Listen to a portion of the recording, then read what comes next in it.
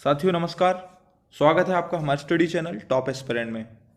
दोस्तों हमने SSC GD constable, MP police constable के लिए जीके जीएस के महत्वपूर्ण प्रश्नों की एक सीरीज़ लेकर आए हैं। यह सीरीज़ का तीसरा लेक्चर है।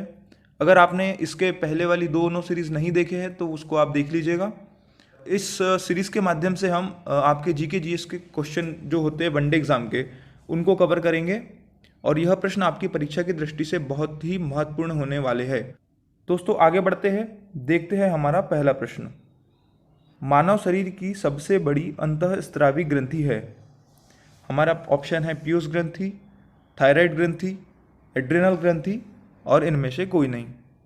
दोस्तों इस प्रश्न का सही उत्तर है थायराइड ग्रंथि। साथियों थायराइड ग्रंथि हमारे शरीर की सबसे बड़ी अंतःस्रावी ग्रंथि है। इस ग्रंथि से थायरॉक्सिन हार्मोन निकलता है और इसमें आयोडीन की मात्रा अधिक होती है। दोस्तों आपको पता ही है, आयोडीन की मात्रा अगर शरीर में कम हो तो इसमें घेंघा रोग हो जाता है। दोस्तों देखते हैं अगला प्रश्न। अगला प्रश्न है, निम्न में से कौन सी नदी कर्क रेखा को 2 बार काटती है। हमारे ऑप्शन है माही, नर्मदा, कावेरी और गोदावरी। दोस्तों इस प्रश्न का सही उत्तर है माही।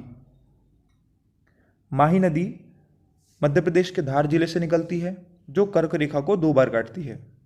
दोस्तों कर्क रेखा के संदर्भ में बात करें तो कर्क रेखा मध्य प्रदेश के 14 जिलों से होकर गुजरती है और भारत में यह 8 राज्यों से होकर गुजरती है।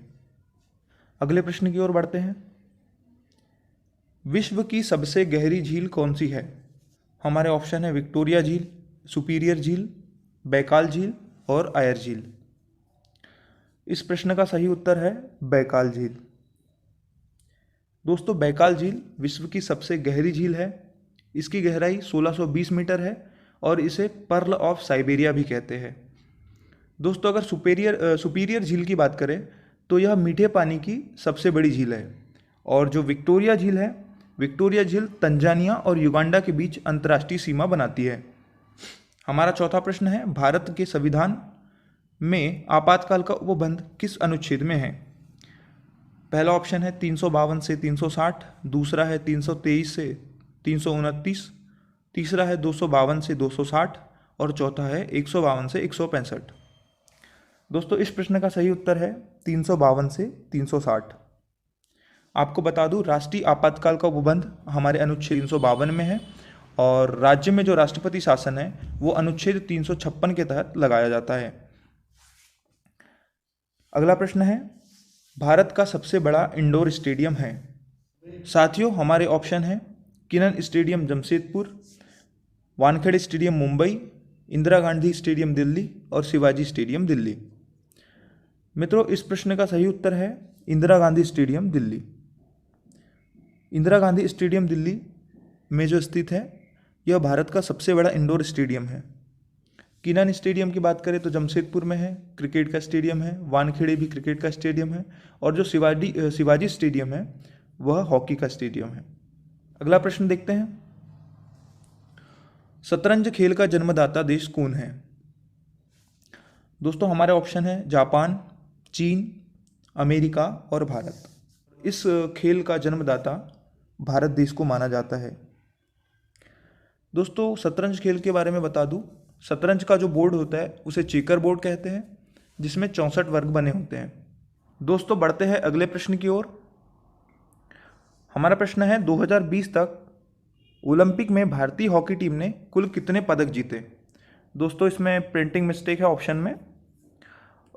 अगर हम बात करें 2020 तक ओलंपिक की तो भारतीय हॉकी टीम ने कुल 12 पदक जीते हैं जिसमें से हमारे 8 स्वर्ण हैं, 1 रजत है और 3 कांस्य पदक है। साथियों टोक्यो ओलंपिक 2020 में 41 साल बाद हॉकी का एक ब्रॉन्ज मेडल आया था। आगे बढ़ते हैं, अगला प्रश्न देखते हैं, केंद्रीय गन्ना अनुसंधान संस्थान कहाँ स्थित है।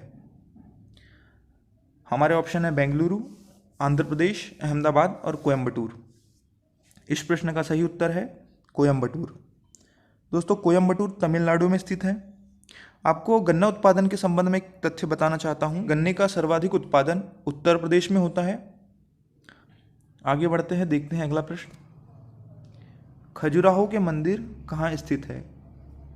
हमारे ऑप्शन है राजस्थान, उत्तर प्रदेश, मध्य प्रदेश और महाराष्ट्र।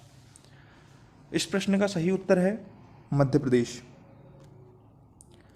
दोस्तों, मध्य प्रदेश में खजुराहो के मंदिर स्थित है।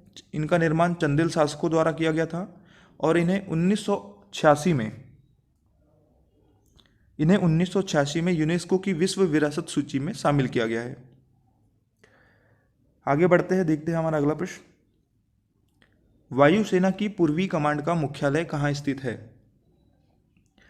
हमारे ऑप्शन है शिलोंग, गंगटोक, दिसपुर और ईटानगर। इस प्रश्न का सही उत्तर है शिलोंग। दोस्तों, शिलोंग मेघालय में स्थित है, जो वायुसेना की पूर्वी कमांड का एक मुख्यालय है। अगला प्रश्न देखते हैं। अकबरनामा ग्रंथ किसने, सॉरी यहाँ पर क्वेश्चन मिस्टेक है, अकबरनामा ग्रंथ की रचना किसने की थी? ऑप्शन है हमारे मलिक अंबर, महावत खां, अबुल फजल और अहमद लाहौरी। इस प्रश्न का सही उत्तर है अबुल फजल। अकबरनामा ग्रंथ की स्थापना अबुल फजल ने की थी। साथियों, अगला प्रश्न देखते हैं। भारत का नेपोलियन किसे कहा जाता है? ऑप्शन है विष्णुगुप्त, श्रीगुप्त, समुद्रगुप्त और चंद्रगुप्त मौर्य। इस प्रश्न का सही उत्तर है समुद्रगुप्त। दोस्तों, समुद्रगुप्त को भारत का नेपोलियन कहा जाता है। बात करें श्रीगुप्त की, तो श्रीगुप्त गुप्त वंश के संस्थापक हैं और चंद्रगुप्त मौर्य मौर्य वंश के संस्थापक हैं। आगे देखते हैं अगला प्रश्न। वेद समाज की स्थापना किसने की थी? के श्रीधरलू नायडू, स्वामी दयानंद सरस्वती, पंडित शिव नारायण अग्निहोत्री और राजा राममोहन राय।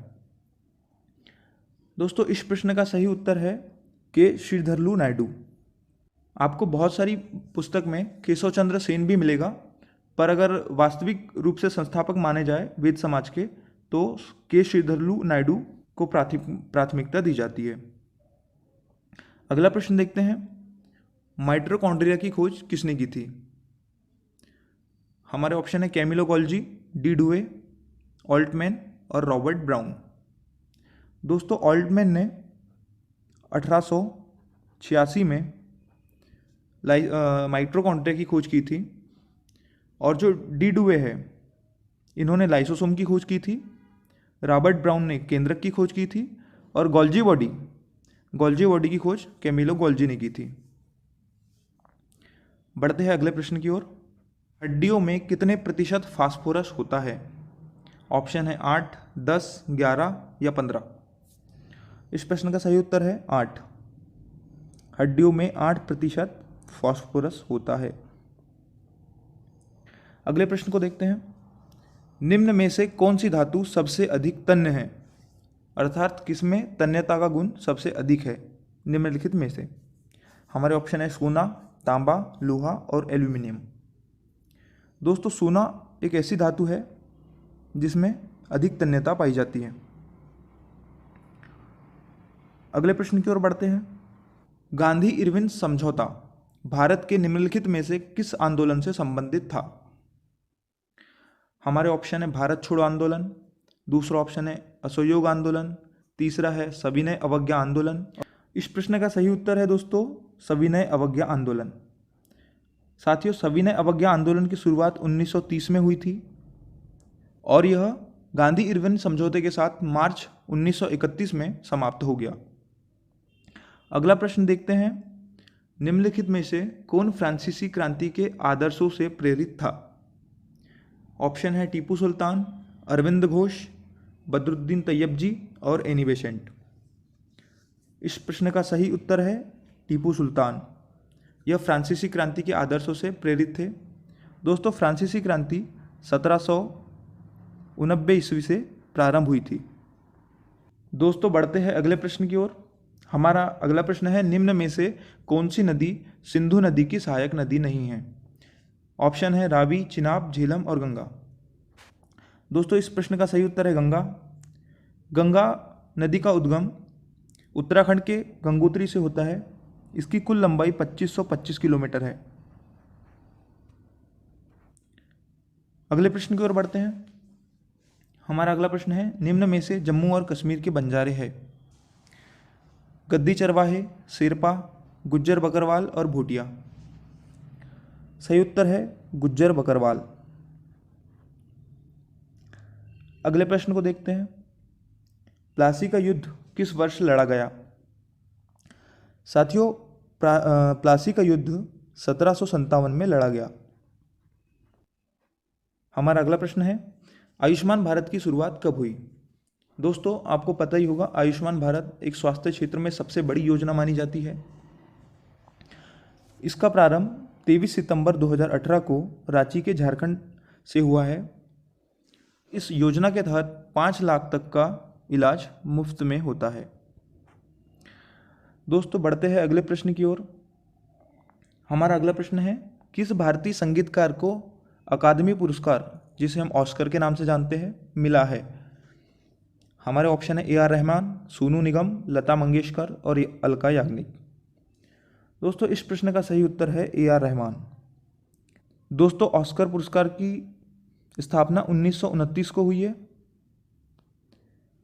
बढ़ते हैं अगले प्रश्न की ओर। रबी फसलों की बुआई किस माह में की जाती है? दोस्तों, हमारे ऑप्शन है अप्रैल मई, मई जून, अक्टूबर नवंबर और जून जुलाई। दोस्तों, जो रबी फसलों की बुआई है अक्टूबर नवंबर महीनों में की जाती है और खरीफ की फसलों की बुआई जून जुलाई में की जाती है। अगला देखते हैं। हमारा अगला प्रश्न है, सौरमंडल की खोज किसने की थी? दोस्तों, हमारे ऑप्शन है कोपरनिकस, केपलर, न्यूटन और मर्फी। इस प्रश्न का सही उत्तर है कोपरनिकस। सौरमंडल की खोज कोपरनिकस ने की थी।